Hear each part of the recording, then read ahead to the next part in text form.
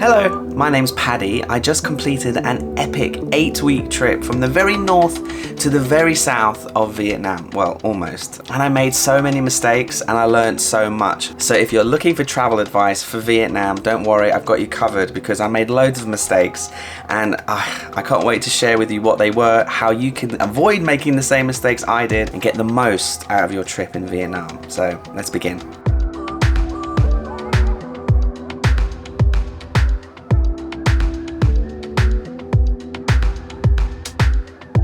The north is the jewel of not just Vietnam but Southeast Asia. Honestly, the northern mountains, the roads, the scenes, the towns, the viewpoints, all of the experiences that you can have in the north just outclass the south. If it was me doing this trip again, I would start from the south. Saigon is a cool big city. It's quite westernized, you know, there's Starbucks and McDonald's and lots of designer shops and fast cars, and it seems like a cool entry into Vietnam. It's not overwhelming like Hanoi can be quite overwhelming. Saigon is the perfect place to break yourself into Vietnam. It's a new culture, it's a new country, and Saigon is the safe place to start. This is a big city, I could live here. As you go further north, you will start with places like Dalat and the sand dunes of Mune, and things will start off quite well. But if you're coming from the north, which is so spectacular and so unbelievably beautiful, you'll just be left underwhelmed the more south you go. My advice, start in the south and head north. By far the biggest mistake I made was traveling Vietnam during the school holidays. So without doubt, you must avoid the national holidays and the school holidays in Vietnam. So Vietnam has private, public, government and international schools, and they all have different months and weeks of the year, but overall, in my experience anyway, June, July and August are the months where the kids are off. And when the kids are off, the parents are taking them on their holidays, and because of COVID and because of the economic situation in Vietnam, domestic tourism is the biggest market. Vietnamese people do travel abroad, but not as much as they travel within their own country. So en masse, the Vietnamese will go to places like Da Nang, Mune, Nha Trang, Dalat. You will see coach loads, bus loads of tourists turning up everywhere that's popular, especially places like Sapa as well. Everywhere I went, basically, in the month of July and August, I was just a little bit demotivated. I was getting to these places early doors, 7 o'clock in the morning, and the Vietnamese wake up early, they get on to the buses early, they hit these spots, and it was just a bit overrun. Everywhere I went, it was overrun. And all of that could have been avoided if I had waited until September or gone a little bit earlier in May. Because the summer months, just like anywhere in Europe, when all of the schools in Europe go on holiday, everyone goes to Spain, Portugal, Turkey, places like that, and the airports are just overrun. It's the same in Vietnam. So avoid the school holidays and the national holidays. There are quite a few national holidays, and in the description of this video, I'll put the main ones so that you can look at the dates and try to plan around those dates, because you don't want to be in these towns during the school holidays. The third mistake I made, and this is just like a nitpicky thing, but I think it's quite funny to include in this list, don't expect cold drinks and don't expect cold beer everywhere you go. Unlike Thailand, Taiwan and other Southeast Asian countries, there are no 7-Elevens in Vietnam. Well, there's a couple in Saigon I saw, but that's it.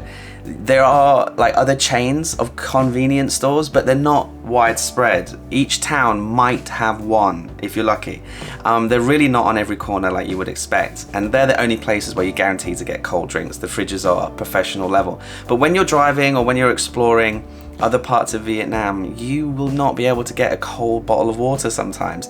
And getting a cold beer is almost next to impossible in the north of the country, unless you're staying in a fancy hotel or unless you're going into a nice restaurant. But the amount of times that I ordered a beer and it came as a warm can of beer or a warm bottle, unchilled and no ice served, it was ridiculous. I couldn't believe it. That was the biggest culture shock for me, was getting handed warm beer. So yeah, just expect to not be having a nice ice cold beer after a big day's adventure everywhere you go in Vietnam, which is so sad. The next big mistake I made was worrying a lot about the local people and about how they would be and about the language barrier. So the first few days that I started driving out into the north, I had lots of flat tires and I was having lots of issues with my bike. And one particular day, I broke down outside this family's guest house. And they took care of me, they fed me, they let me stay in their guest house, obviously. They just were amazing, so hospitable. They even cleaned my jeans for me because they were covered in mud. And that immediately told me that the Vietnamese were not just hospitable and kind, but they're also really funny and just good crack. The Vietnamese are actually proactive. They just get their phone out, they open up Google Translate and they type in Vietnamese and then they press the English translation and they show you what they want you to understand. It might be practical information like, oh, you can't park here, or are you hungry, what do you want? The Vietnamese are well versed in communicating via Google Translate, which really helped, especially trying to get my bike fixed or solving problems on the road on the day-to-day basis. The language barrier isn't an issue, which I thought it would be. So the next few mistakes are really important because they revolve around food, and food is so important to keep your morale and to keep your nutrition levels high when you're in Vietnam. And the sad part is Vietnam is not a foodie destination. Of course, Vietnam food is famous. We all know and love pho and banh mi and bún chả. But the reality is, when you're on the road, when you're not in the big cities anyway, it's really hard to find delicious food.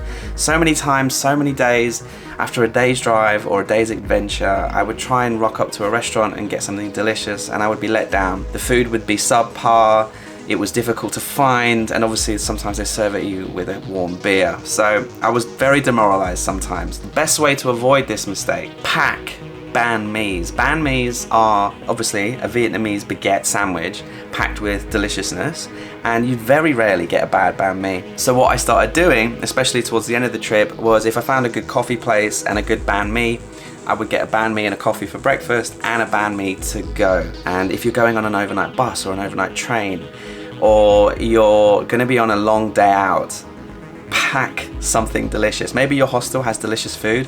Get it to take out, get it wrapped up and bring it with you, because there were so many times where I would rock up to a place and it'd be a big bowl of noodles with lacking flavor, lacking oomph, and even at dinner time I was struggling quite often to find good food, sadly. So it's not a food paradise like in, say, Thailand.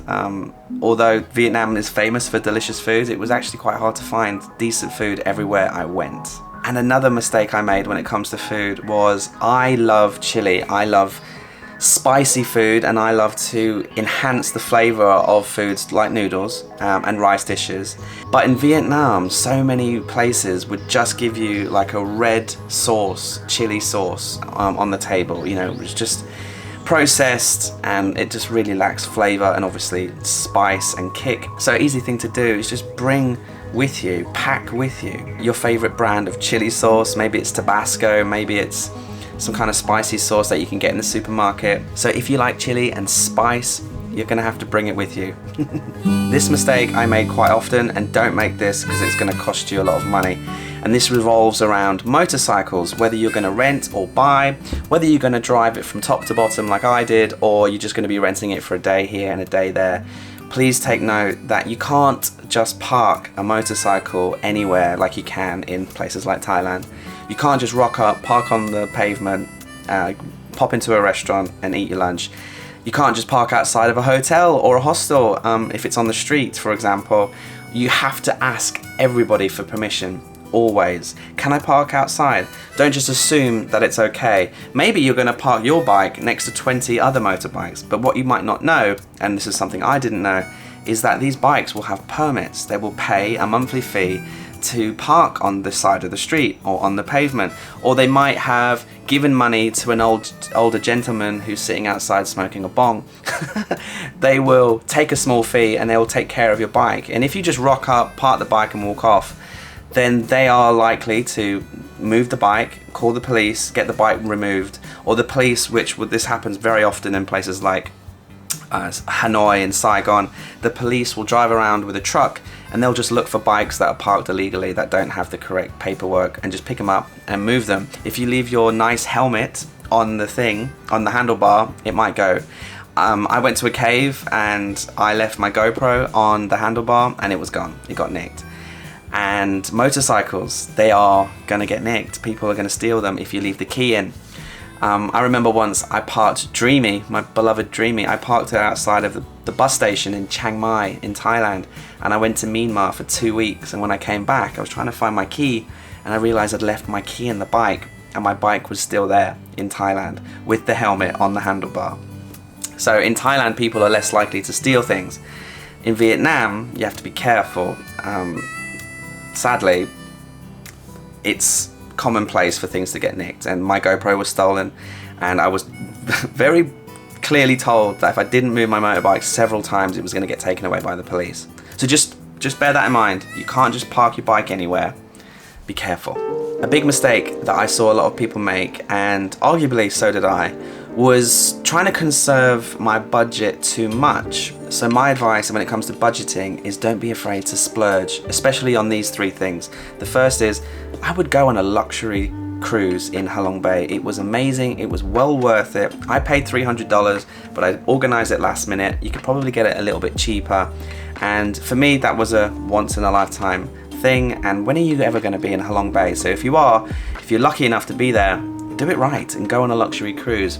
The second thing I would splurge on is the Ha Giang Loop. The Ha Giang Loop. If you are not a motorcyclist, if you're too scared to drive a motorbike by yourself, then pay to do the Easy Rider. The hostels and the tour companies, for an extra fee, will give you a Vietnamese person, and they will drive, and you can sit on the back, and then you can still go with the group, you can still stay in the hostels and have the social experiences, but you'll be sat on the back and you'll see all the views and you'll experience the loop. And it's 3 days of pure heaven, it's 3 days of pure bliss, and for an extra $150, spend the money. You can save the money somewhere else, you know, staying in a cheap hostel for a week or whatever it might be. You can always cut back on savings, but do the Ha Giang Loop. Don't miss out on something so incredible just because it was $100 or $200 extra to get an Easy Rider tour. And the third thing is, if I was you, when you go to Phong Nha and the caving, you know, yes, you can go to the Dark Cave and you can go to the Paradise Cave for practically nothing, you know, just a rental of a motorcycle and the entrance fee. But I would do the multiple day tours that you can do with Oxalis. You know, I would do well, have a look at their website. There are 3-day, there are 4-day tours, 2-day tours, and yes, they're $300, $400, even up to $3,000 in some cases.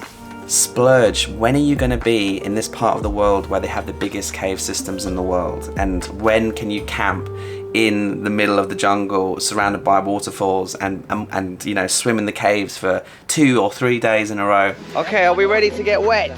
No, yeah, I already wet. Very excited bunch. With really cool, like-minded, adventurous people. So in Vietnam, yes, it's cheap, and yes, you can travel on a budget, but don't be afraid to splurge money on these big experiences, these big ticket items, because they were the memories that I will take away from Vietnam. You know, the Hai Giang Loop was just unbelievable. The Halong Bay cruise was really special. Caving in Phong Nha was just incredible. And everyone I talk to and everybody who sees those photographs and watches that video is blown away, and it really was just incredible. But yeah, it wasn't cheap. So don't be afraid to splurge your budget. There are so many experiences that you just can't get anywhere else. And the biggest mistake I made, and something that you shouldn't do, is don't try to see it all. I really wanted to see it all. I know I went all the way up to the north, and not just Hai Giang Loop. I went to the northeast, I went to the northwest, I went down through Son La, down through all these other northern regions and provinces. And then obviously I did all of the central part, and then apart from, I didn't go to Nha Trang just because it was a choice. I couldn't really do both. I had to either go down the coast to Nha Trang or up through the central highlands to Dalat. So I had to choose between the two, but otherwise I did everything, you know. I even went to the Mekong Delta south of Saigon. And, you know, in a 2-month trip, trying to see everything, that's just not enough time. And sometimes, you know, when you see more, you experience less. So my advice is see less and experience more. They were my 9 biggest mistakes after 2 months in Vietnam. Let me know what you think. I probably made 1,000 mistakes, but these were the 9 biggest.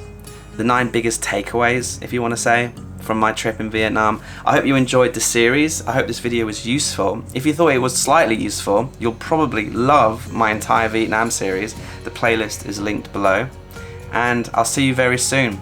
The next video I will be announcing and showing you and revealing not just where I'm going next, but my new motorbike.